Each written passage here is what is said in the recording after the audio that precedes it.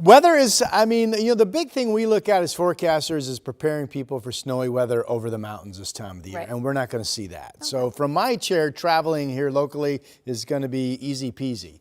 Here's a look at how much rain has fallen. The rain forecast so far has been just a sliver of what we thought we would get when I was talking to you a couple days back. So this is back 48 hours. Only 36 100ths in Portland. Is mostly light stuff at times yesterday, as you know.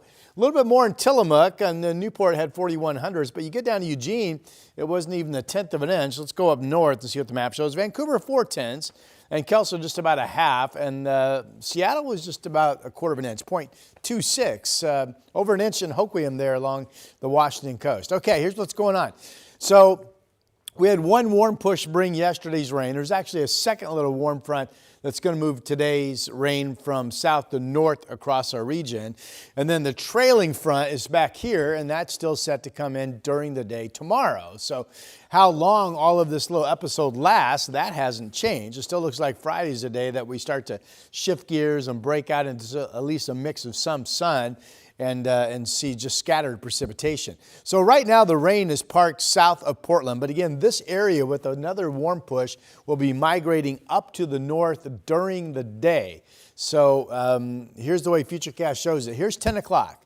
So anywhere from about 11 through 2 is when most of the rain that Portland gets today will fall. So it's right bullseye around that noon hour and 1 o'clock that this rain, now to our south, over Salem, good morning to you, starts to shift up to the north. And then 5 o'clock, we could have a lot of dry weather for the afternoon drive home and a lot of dry weather this evening as this rain continues to weaken and push up to the north. Now let's get you into Thanksgiving. So yeah, here's this evening, dry, and that's believable. Now here's first thing tomorrow morning.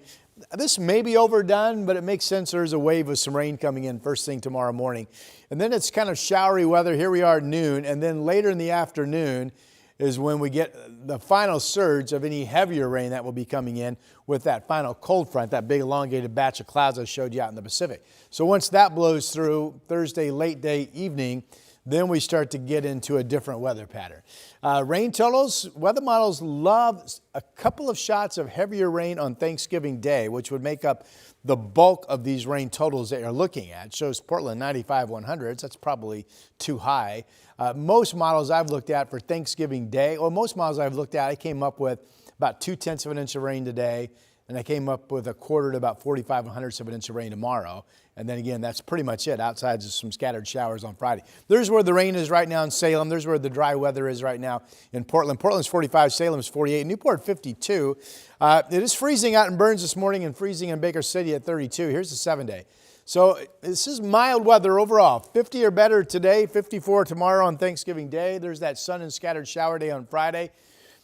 Pretty good chance of dry weather Friday evening for the lighting ceremony at Pioneer Courthouse Square, where Christine Pitawanich will be hosting.